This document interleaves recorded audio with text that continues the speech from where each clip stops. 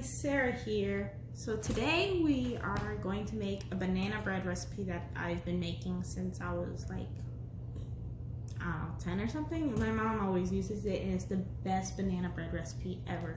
So we're gonna make that today. Now first, you gotta take 2 1/4 cups of flour. And you have to sift it.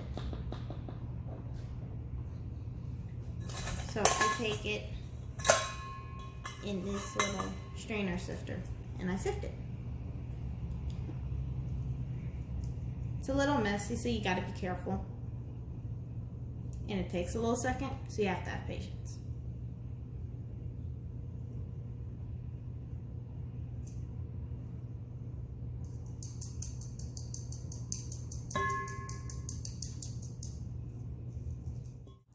Next, we sift in the sugar, which is 1 1/4 cups. Now, what sifting is really for is just to make sure that there's no clumps in your bread or cakes or whatever. So, it's not always necessary for everything, but you know, I think it's a good idea to do it for anything that you're baking, so you just don't end up with like a flour clump when you take a bite of your bread and it's like, that was nice, you know? Next is 2 1/2 teaspoons of baking powder.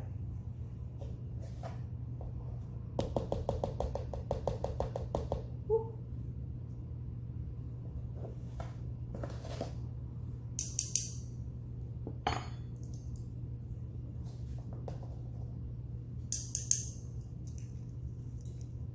And if you seem like there's clumps of baking powder or flour, it is a powder that's just in a clump, so you could just get the spoon and press it through the holes and it'll get into that powderiness. And then we put only 1/2 teaspoon of baking soda.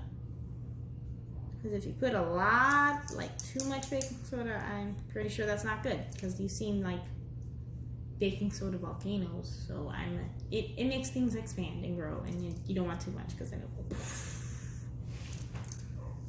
And then we need 1/2 teaspoon of salt, just regular old sea salt. Don't get that big clumpy salt, like kosher salt. That is not good for baking.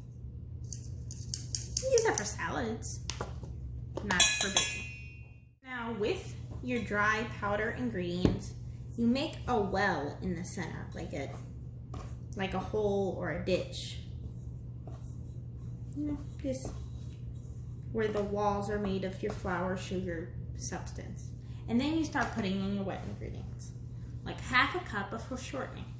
Now, for the shortening, you want it softened but not melted, so just like put it in the microwave for like 20-30 seconds, something like that. Because when you have shortening straight out of the container, it's all clumpy and lumpy and it won't mix well. So you put that into your well. If you tap on your bowl, don't tap too hard, because then your walls of your well will just collapse and cave in. I'm sure y'all have played in sand and dirt when y'all were little, so I'm sure y'all know how to make a well of some sort. And then next we put 2 eggs. Now, I always thought a good idea for baking was of your eggs, get the largest ones, because then it gives anything that you bake a good moist consistency. Nobody likes that word, but when you're baking cupcakes, cakes, and I'm not for all breads, but for fruit breads, like desserts breads, you want it to be moist. And always crack your eggs on a flat surface. Don't crack it on a corner, because then all the shells get shoved into the eggs. And then you gotta start pulling shells out of your stuff, and that's not fun. And then next, you need a teaspoon of vanilla.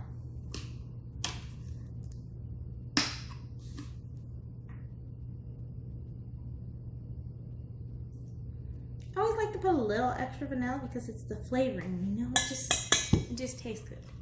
Now, I'm sure you can put way too much vanilla, but I only put like a little bit more. I don't put like 10 times more. And then we put the mashed bananas. It's 3 bananas. Or if you already have bananas smashed and like put away, it's 18 tablespoons. I measured out mashed bananas to figure that out.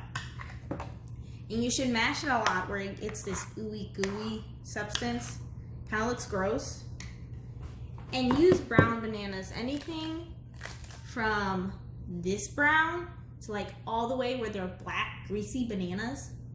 That's gross, but it's great for this bread. And if you can't make banana bread right away, if you have those brown bananas, just stick them in your freezer. And then you can take them out of your freezer, put them in the microwave for a little couple seconds just so they get soft and your hands don't freeze when you're smashing them up. And you can make banana bread with it whenever you can. So we're gonna pour this banana gooiness into the well.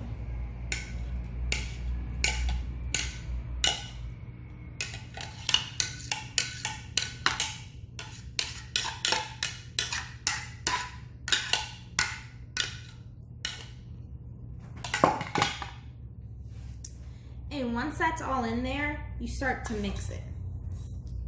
Now, of course, it says to use like a mixer, and it does make it easier, but I don't like dirtying kitchen appliances. I don't like kitchen appliances. I just don't. Because cleaning them never seems always like a bother to me. So I just go through the trouble of mixing this for a very long time, until it's completely blended. You're done mixing it with the mixer, it will be really quick, but it should look like some sort of consistency like this, like a muffin consistency. And also it smells really good. Next, you need to take a loaf pan. Now with this recipe, actually, I'm sorry I dropped it like that. With this recipe, actually, you can do it in a cake pan, a bread pan, or a muffin pan. You can put it in any form, and it's great in any form. Now, when you have your pan, make sure you grease all sides very well with either your butter or your Pam or oil or whatever you use. Make sure it's really well because you don't want it to stick, because you would hate, you hate it whenever your cakes or breads just stick to the pan and they won't come out. It's really sad. Now, if you have, they have bread loaf papers. So if you have that, use that. Or if you have muffin papers, use that. But if you don't have the papers, grease it well. Next, you just dump it in. And just make sure it's all even with each sides.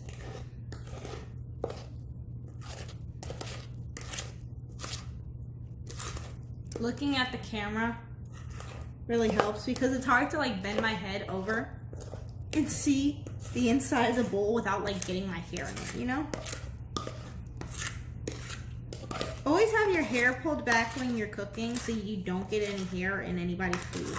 If you have bangs, I understand that, they get in the way. Just make sure your hair is really combed before you bake. That way nothing will really fall out whenever you're baking. And nobody can complain about their hair being in their food. Because there is no hair in their food because they're lying. And then you stick it in the oven at 375 degrees, Fahrenheit, if you're in America. If you're not in America, Google what the opposite is. It's 190 Celsius.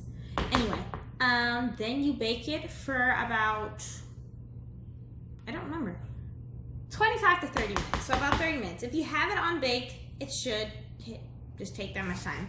If you have it on convect, I don't like convect for baking because sometimes it burns the product. But if you have it on convect, it might take less time. So this is the before. Ooh, don't let it slip out of your pan like I just did. But, oh, now there's oil on my table. It's okay. I I'm a very clumsy person. Anyway, what I love about this recipe though is that you don't have to use bananas. And since I measured how much the mashed bananas are, which is 18 tablespoons, you could take and you like mash up berries, mash up blueberries, raspberries, blackberries, or you could get all those and mash them together. Because I've done that. I got frozen berries, melted them in the microwave where they're all soft and smashed them all real good. And that mixed berry bread, I'm telling you, that was so good, and it's purple. It's great. But yeah, since you can make it in all kinds of different ways, next I am making a peanut butter and jelly loaf. So I'm going to take, since it's 18 tablespoons, I'm going to take 9 tablespoons of peanut butter, 9 tablespoons of jelly. I'm going to make me a peanut butter and jelly loaf. So, here's the bread, guys. And when it comes out the oven, you want to stick a toothpick in it and see if it comes out clean. Now, you see if it had like a bunch of bread like sticking to it and it pulled the top off or something, that would have been really bad. But it's pretty clean. I mean, there's some banana on it, but it's gonna be like that. And you can notice that it's a little jiggly, but that's why you let it cool in the pan for a little. And then when it's done cooling in the pan, you can flip it out. I'm not really sure how long you should leave it cooling in the pan. Maybe 15 to 30 minutes.